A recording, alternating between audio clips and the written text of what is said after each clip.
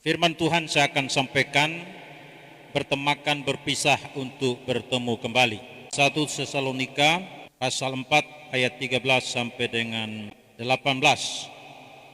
Firman Tuhan berkata demikian. Selanjutnya kami tidak mau, saudara-saudara, bahwa kamu tidak mengetahui tentang mereka yang meninggal, supaya kamu jangan berduka cita seperti orang-orang lain yang tidak mempunyai pengharapan. Karena jikalau kita percaya bahwa Yesus telah mati dan telah bangkit, maka kita percaya juga bahwa mereka yang telah meninggal dalam Yesus akan dikumpulkan Allah bersama-sama dengan Dia. Ini kami katakan kepadamu dengan firman Tuhan, kita yang hidup, yang masih tinggal sampai kedatangan Tuhan, sekali-kali tidak akan mendahului mereka yang telah meninggal. Sebab pada waktu tanda diberi, yaitu pada waktu penghulu malaikat berseru dan sangkakala Allah berbunyi, maka Tuhan sendiri akan turun dari sorga, dan mereka yang mati dalam Kristus akan lebih dahulu bangkit. Sesudah itu kita yang hidup, yang masih tinggal, akan diangkat bersama-sama dengan mereka dalam awan menyongsong Tuhan di angkasa. Demikianlah kita akan selama-lamanya bersama-sama dengan Tuhan. Karena itu hiburkanlah seorang akan yang lain dengan perkataan-perkataan ini. Berpisah untuk bertemu kembali. Ini adalah sesuatu yang umum. Ketika kita mengalami perjumpaan dalam hidup ini, ada waktunya kita juga akan berpisah. Kematian itu sesuatu yang pasti. Tidak ada seorang pun manusia di dunia ini yang dapat menghindarinya. Bagi kita sebagai orang Kristen yang percaya kepada Yesus Kristus sebagai Tuhan Juru Selamat, Raja atas segala raja, Tuhan atas segala yang bertuan, kematian itu adalah suatu perpisahan sementara saja. Suatu waktu setelah sekian lama kita berpisah dengan orang-orang yang kita kasihi, pertemuan ini tergantung di kekekalan mana. Karena hanya ada dua pilihan yang diberikan kepada kita berkaitan dengan kekekalan: surga atau neraka. Kalau tidak surga berarti neraka, dan kalau tidak neraka berarti surga. Tidak ada jalan tengahnya. Nah, itu sebabnya Bapak Ibu Saudara, tergantung nanti di dalam kekekalan setelah perpisahan sementara di bumi ini, entahkah itu di surga atau di neraka, itu ditentukan oleh bagaimana sikap hidup kita selama kita diberi kesempatan oleh Tuhan untuk hidup di bumi ini. Karena itu Bapak Ibu Saudara yang kasih dalam Tuhan, kematian sebagai perpisahan sementara, dan suatu ketika akan ada waktu untuk kita bertemu kembali. Maka sebagai orang percaya, kita harus tahu apa yang Alkitab katakan, apa yang Alkitab sebagai firman Tuhan yang tertulis nyatakan kepada kita tentang orang-orang yang sudah meninggal dunia mendahului kita. Sama seperti Pak Pendeta Yeremias Pelondo. Saudaraku yang kasih dalam Tuhan, sesuai dengan firman Tuhan yang tadi saya sudah bacakan bagi kita sekalian, ada beberapa hal yang akan kita perhatikan berkaitan dengan perpisahan sementara ini. Saudara-saudara, berpisah untuk bertemu kembali merupakan suatu pengetahuan rohani yang harus menjadi dasar pengharapan yang kokoh bagi semua orang percaya. Kita semua ini belum pernah ke surga, kita juga belum pernah ke neraka.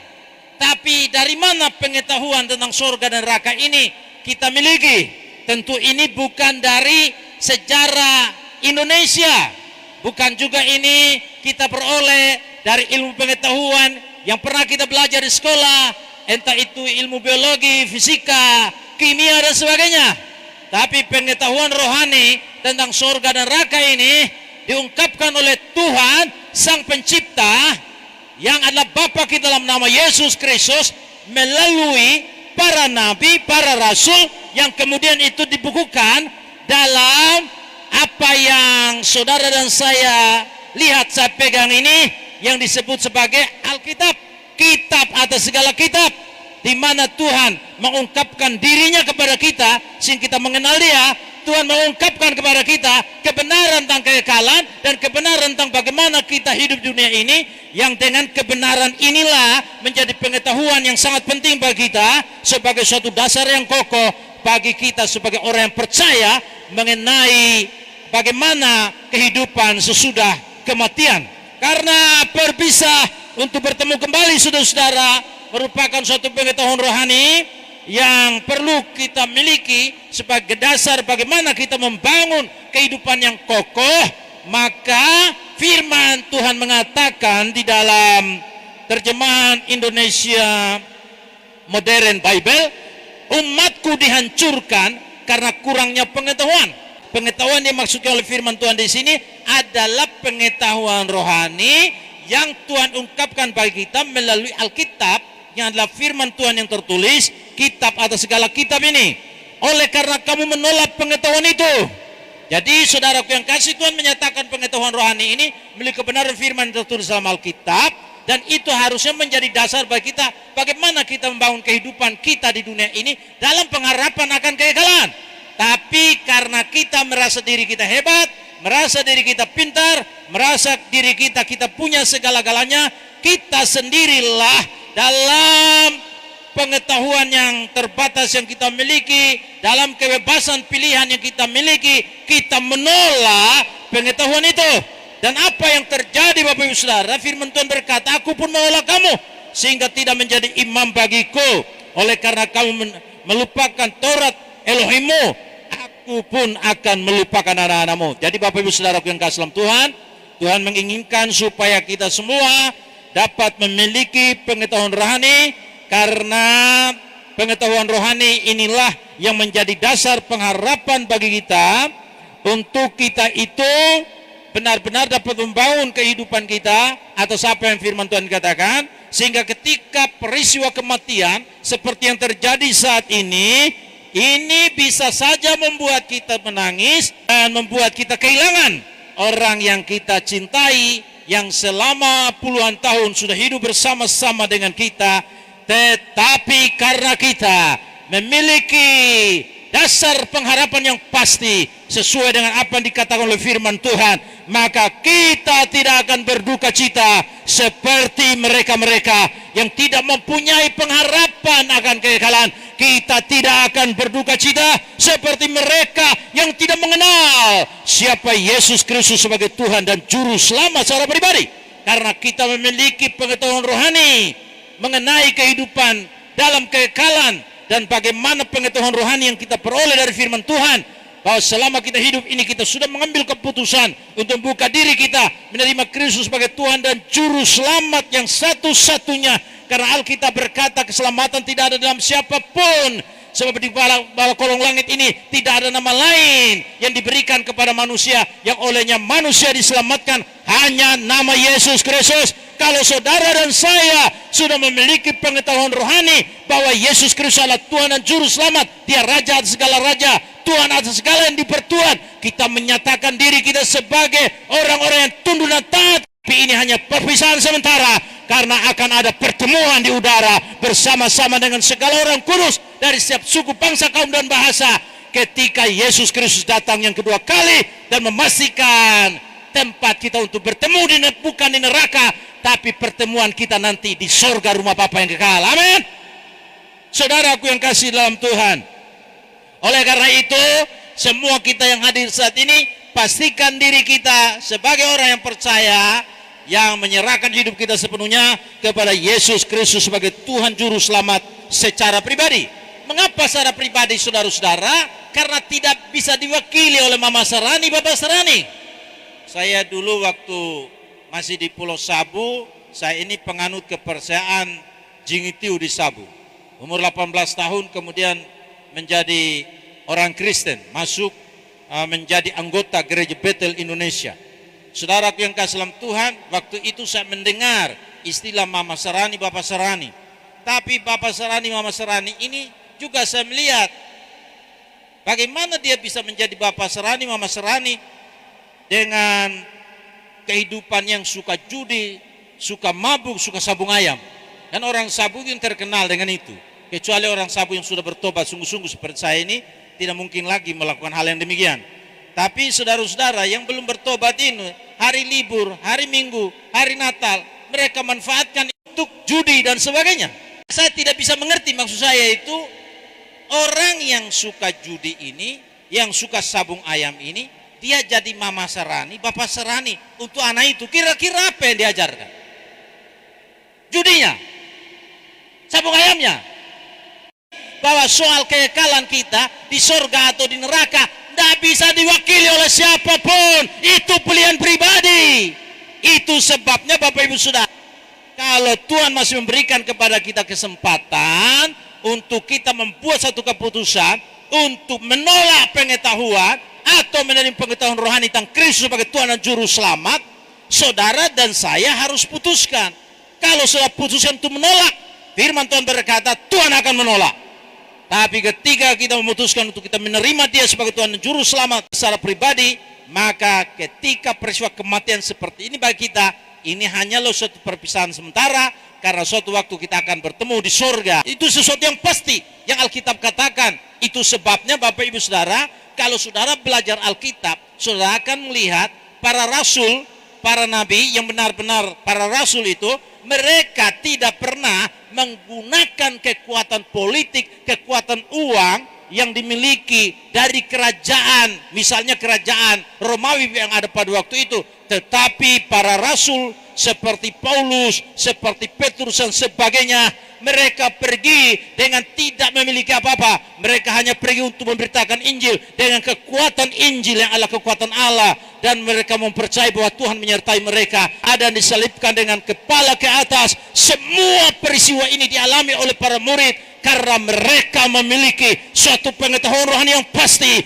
bahwa di dunia hanya sementara dan akan ada suatu pertemuan di mana Kristus pergi untuk menyediakan tempat itu, surga rumah Bapa yang kekal. Itu sebabnya semua kita yang ada di sini, jangan saudara berpikir bahwa agama yang saudara anut sekarang ini menjadi suatu jalan yang akan membawa saudara masuk ke dalam kekekalan surgawi. Saya beritahu kalau kebanggaan saudara pada agama Kristen yang akan mengantar saudara masuk surga, saya yakin agama Kristen akan menjadi sesuatu yang akan mengantar saudara ke neraka, karena agama Kristen bukan juru selamat. Satu-satunya juru selamat adalah Yesus Kristus Tuhan yang mengatakan akulah jalan kebenaran hidup.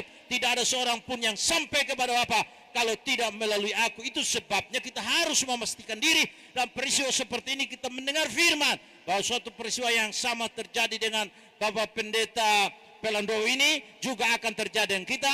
Tapi ketika kita memiliki pengetahuan rohani yang Tuhan nyatakan kepada kita, bahwa dengan pengetahuan rohani yang Tuhan nyatakan dari firman-Nya dan Kristus sebagai Tuhan Juru Selamat kita, kita terima dia sebagai Tuhan kita, Juru Selamat kita, kita hidup dalam ketaatan, penundukan diri kepada dia.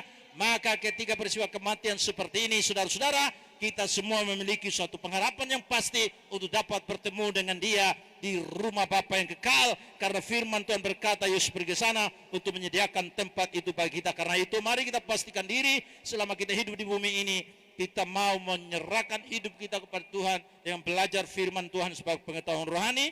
Karena dengan pengetahuan rohani yang kita miliki akan membuat kita tidak menolak pengetahuan yang dari Tuhan, tidak menolak Tuhan, tapi kita menerima dia sehingga dia pun dapat memakai kita menjadi imamat yang rajani, umat kerajaan yang Tuhan sudah janjikan untuk itu bagi kita sekalian sebagai anak-anaknya. Kemudian yang kedua, saudara-saudara, peristiwa perpisahan untuk bertemu kembali ini juga saudara-saudara sangat penting bagi kita. Karena apa? Karena semua orang percaya yang meninggal dalam Kristus akan dikumpulkan Allah bersama-sama dengan Kristus di surga. Jadi berpisah untuk bertemu kembali, saudara, karena Tuhan sudah menyatakan suatu janji di sini bahwa semua kita yang percaya, yang meninggal dalam Tuhan akan dikumpulkan oleh Allah bersama-sama dengan Kristus di rumah Bapa yang kekal. Bapak Ibu saudara-saudara yang kasih dalam Tuhan, kadang-kadang orang salah mengerti mengenai istilah Bapa, Anak, dan Roh Kudus, sehingga kemudian ada yang menuduh bahwa kita percaya kepada Tuhan yang beranak. Saudara-saudara, kita tidak percaya seperti itu. Kita menolak, kita mengatakan bahwa Yesus itu sebagai anak Allah, itu sebenarnya merupakan suatu istilah yang menyatakan kedekatan hubungan antara Sang Firman yang menjadi manusia yang disebut Kristus dengan Allah dan Roh Allah. Jadi Bapak Ibu saudara-saudara, dari sejak kekal sampai kekal itu Allah dan firman Allah dan Roh Allah itu adalah satu. Karena kalau Allah itu tidak memiliki firman, itu berarti Allah itu bisu.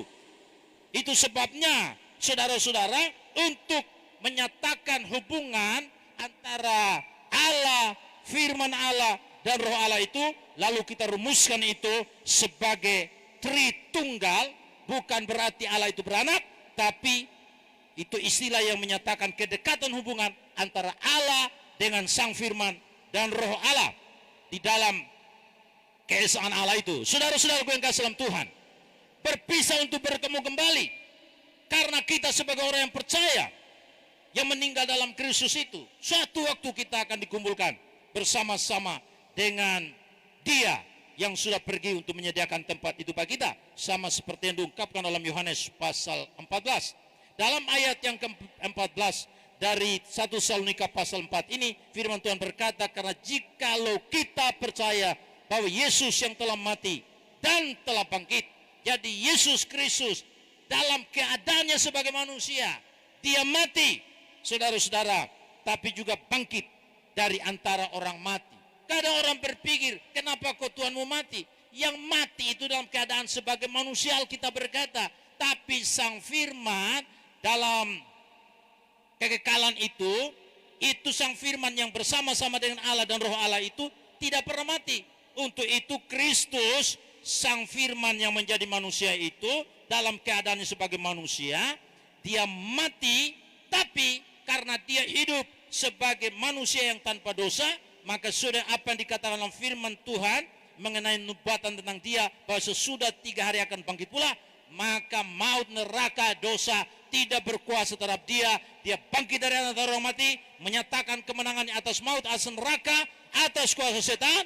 Itu sebabnya kita semua sebagai orang yang percaya, saudaraku yang kasih, yang meninggal dalam Kristus sudah bangkit ini, juga kita mempunyai suatu kepastian untuk dibangkitkan dalam tubuh kebangkitan yang sama seperti tubuh kebangkitan Kristus, tubuh kemuliaan itu.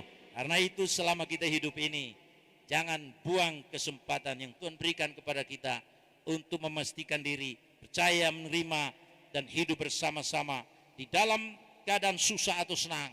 Pilihan kita, Yesus Kristus Tuhan, Juru Selamat, penguasa tunggal yang satu-satunya dalam kehidupan kita sekalian. Kemudian yang ketiga, Bapak Ibu Saudara-saudara, berpisah untuk bertemu kembali, karena pada hari kedatangan Kristus yang kedua kali, semua orang percaya yang sudah meninggal maupun yang masih hidup akan diangkat bersama-sama dalam awan menyongsong Tuhan di angkasa dan selama-lamanya hidup bersama dengan Tuhan. Dirupanya saudara-saudara, di dalam firman Tuhan mereka terlebih dahulu bangkit dengan tubuh kebangkitan yang tidak sakit-sakit lagi, yang tidak mati-mati lagi.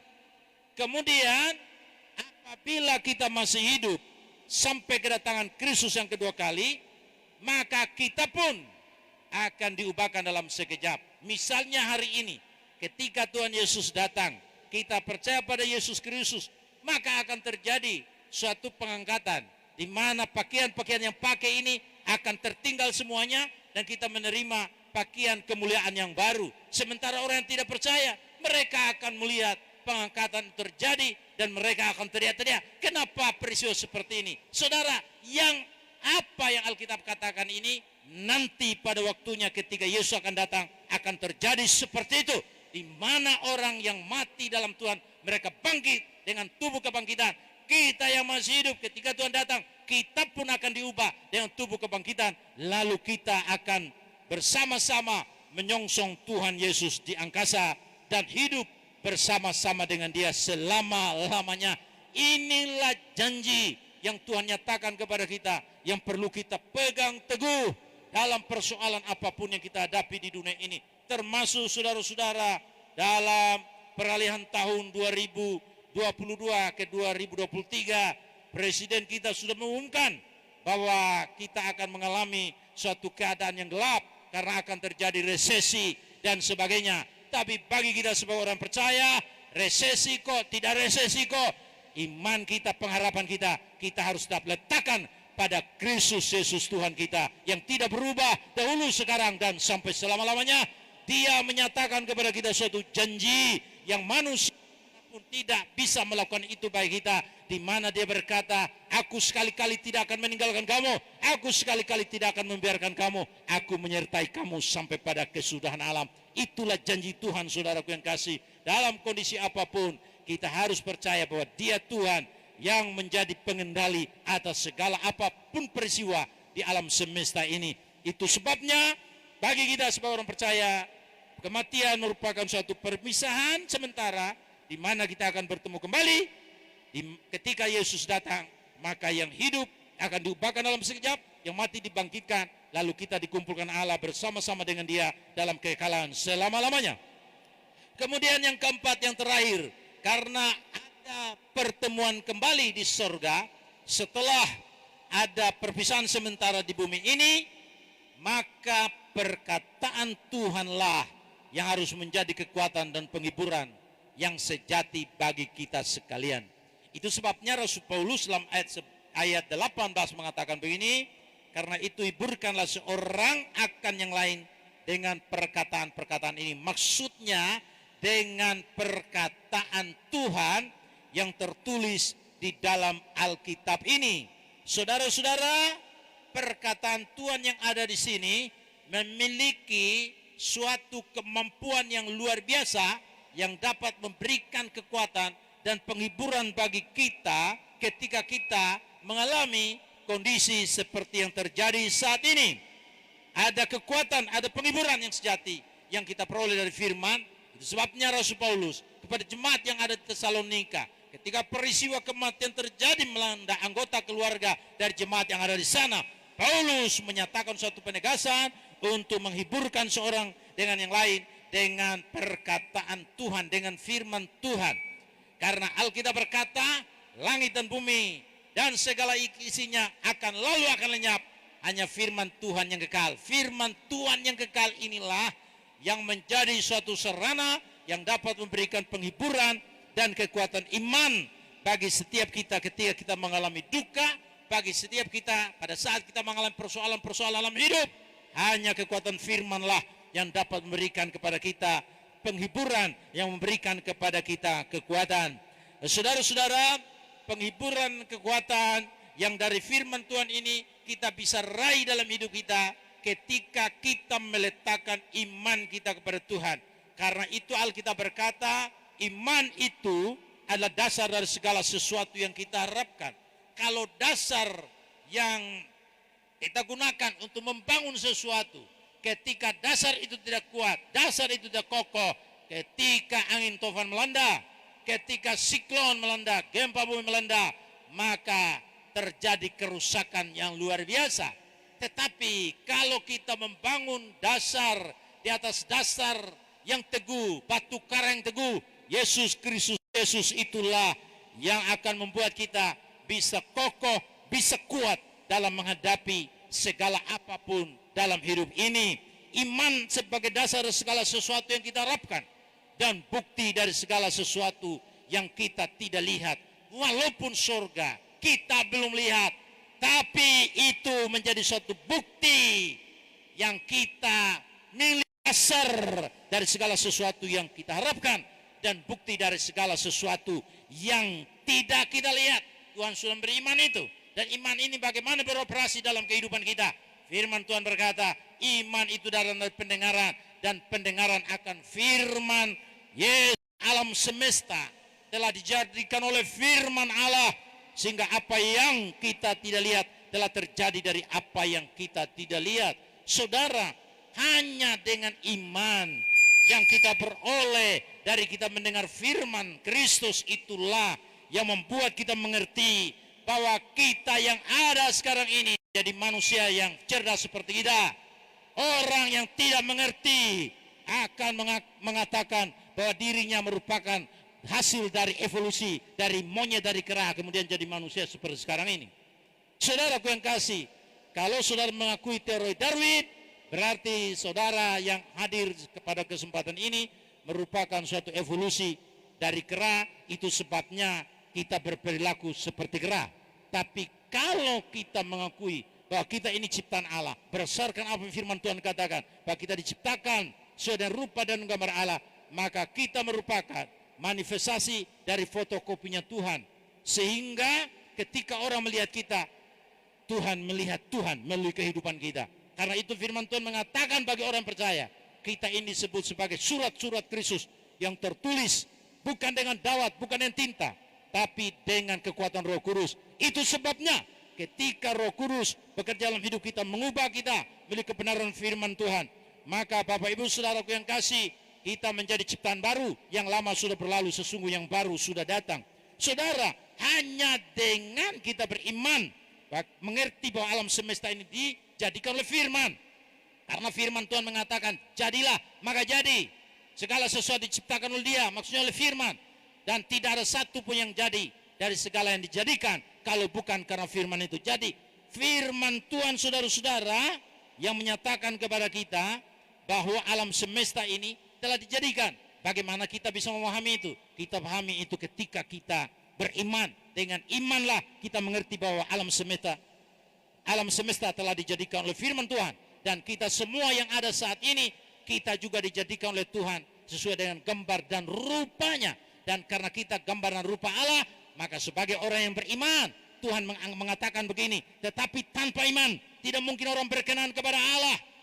Sebab barang siapa berpaling kepada Allah, ia harus percaya bahwa Allah ada dan bahwa Allah memberi upah kepada orang yang sungguh-sungguh mencari Dia. Jadi Bapak Ibu Saudara, firman Tuhan menyatakan di sini bahwa hanya dengan imanlah kita kemudian berkenan kepada Allah. Dan ketika kita beriman bahwa Allah itu ada, kita akan berpaling kepada Dia, kita akan hidup sesuai dengan apa yang Dia nyatakan kepada kita dalam firman-Nya. Kita tidak akan memberontak kepada Dia, kita akan hidup dengan penuh kerendahan hati, kita akan hidup sesuai dengan apa yang Tuhan nyatakan, petunjuk-petunjuk yang Tuhan nyatakan dalam firman-Nya. Dan dengan kita beriman, kita buktikan iman kita kepada Yesus, kepada Tuhan ini. Dan iman itulah yang mendorong kita untuk kita berserah diri kepada Tuhan, mencari Dia dengan sungguh-sungguh, mentaati Dia dengan sungguh-sungguh. Dan Alkitab berkata, orang yang seperti inilah yang pada saatnya akan menerima upah dari Tuhan. Upah di bumi ini Tuhan berikan kepada kita, upah di surga Tuhan akan berikan kepada kita, yaitu hidup kekal, mahkota yang Tuhan sediakan. Itu sebabnya Bapak Ibu Saudara-saudara, kalau kita sudah percaya Kristus sebagai Tuhan Juru Selamat kita, mari kita tetap dalam kondisi apapun juga kita mau untuk menjadikan perkataan-perkataan Tuhan, firman Tuhan sebagai penghiburan dan sebagai kekuatan iman bagi kita sekalian. Saya percaya ketika kematian seperti yang terjadi menimpa kita, kematian akan menjadi suatu sarana yang akan membawa kita beralih dari dunia yang fana, bertemu dengan Tuhan di dalam kekekalan surgawi. Demikianlah firman Tuhan yang saya bisa sampaikan. Kiranya Tuhan yang punya firman memberkati kita sekalian. Amin buat firman Tuhan.